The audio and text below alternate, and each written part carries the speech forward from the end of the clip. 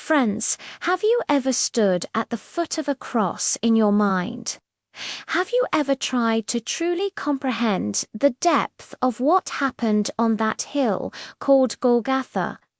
In the midst of unimaginable suffering, Jesus spoke 7 final statements. These aren't just random words uttered in pain.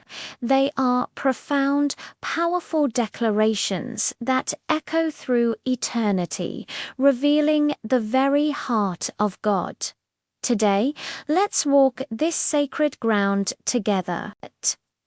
Let us listen closely to these 7 last words from the cross and allow them to transform our understanding of forgiveness, love, and hope. This is a journey that can change everything. So, take a deep breath and let's begin. The first word from the cross is a lesson in radical forgiveness.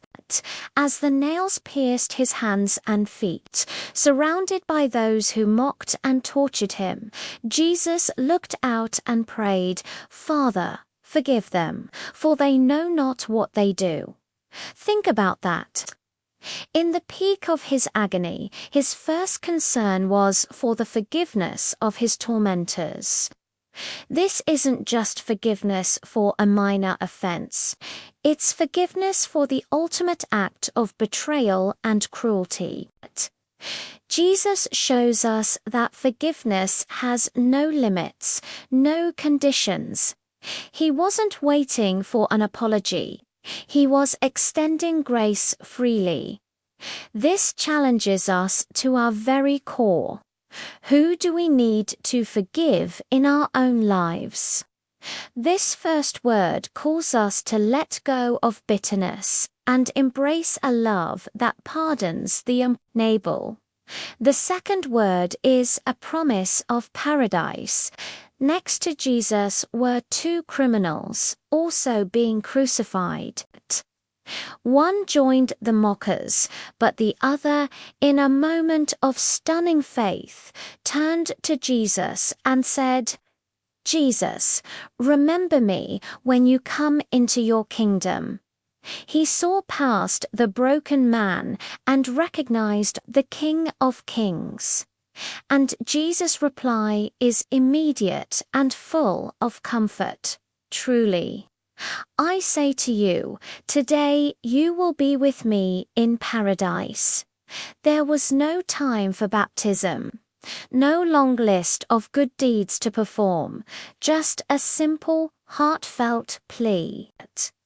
This beautiful exchange shows us that it's never too late. No matter how far we've strayed, a single moment of genuine faith is enough to secure an eternity with Him. It's a powerful message of hope for every single one of us. The third word is about family and relationship. Seeing his mother Mary standing near the cross with his beloved disciple John, Jesus established a new bond of care. He said to Mary, "Woman, behold, your son," and then to John, "Behold, your mother." Even in his final moments, Jesus was thinking of others.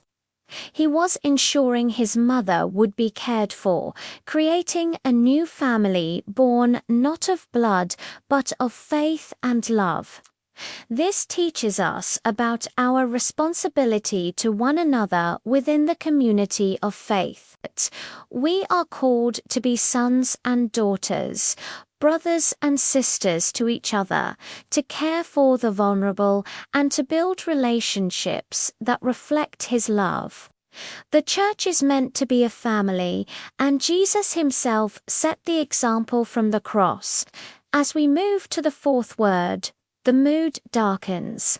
This is the most agonizing cry of all.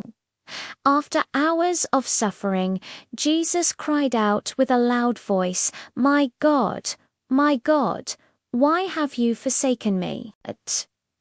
This is a quote from Psalm 22, and it's a raw human cry of immense desolation. In this moment, Jesus, who had known perfect, unbroken fellowship with the Father, felt the full weight of all of humanity's sin upon himself. He experienced a separation, a spiritual agony far worse than the physical pain, so that we would never have to. This cry doesn't show a lack of faith. It shows the terrifying reality of what our sin does. It separates us from God, but because he endured it, the bridge back to God was built for us. The fifth word is simple, yet profoundly human. Jesus said, "I thirst." The creator of oceans and rivers, the one who called himself the living water, was now experiencing extreme physical need. This single phrase reminds us of his complete humanity. He wasn't a phantom or a spirit just appearing to suffer. He was fully God and fully man. He truly experienced the pain, the dehydration, the exhaustion. By saying "I thirst," he identifies with our every weakness, our every need. It allows us to come to him in our own moments of desperation, knowing that he understands, he has been there, he gets it, and he is the only one who can truly quench the thirst of our souls. The sixth word is a cry of victory. Just before the end, Jesus declared, "It is finished." In the original Greek, this is one word, tetelestai. It was an accounting term used when a debt was paid in full. This wasn't a sigh of resignation, like "I'm done." It was a triumphant shout. The work was complete. The debt of sin was paid. The plan of salvation, set in motion before the world began, was now accomplished. Every prophecy was fulfilled. Every requirement of the law was met. With this one powerful phrase, Jesus declared victory over sin and death forever. Because of this moment, we are no longer in debt. We are free. The work is finished. Finally, we arrive at the seventh and last word from the cross. With his mission complete, Jesus placed his life back into his Father's hands, saying, "Father, into your hands I commit my spirit." Unlike the cry of abandonment, this is a statement of perfect trust and peace. His journey was over, and he was returning home. He showed us how to face the end, not with fear, but with confidence in the Father's loving care. He willingly laid down his life. It wasn't taken from him. This final word is an invitation for us to do the same, to commit our own lives, our futures, our very spirits into the trustworthy hands of our Heavenly Father, knowing that He will hold us securely. From forgiveness to family, from agony to victory, from total humanity to divine trust. These 7 statements from the cross are a complete sermon of God's love. They show us the cost of our sin and the incredible price He was willing to pay for our redemption. They aren't just historical words. They are living words, meant for you and me today. Which word speaks most powerfully to you right now? Let them sink in, meditate on them, and allow the power of the cross to reshape your heart.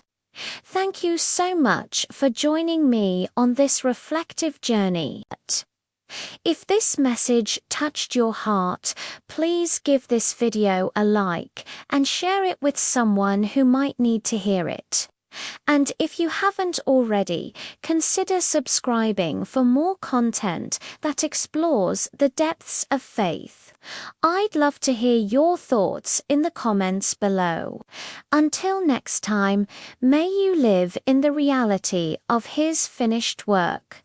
God bless.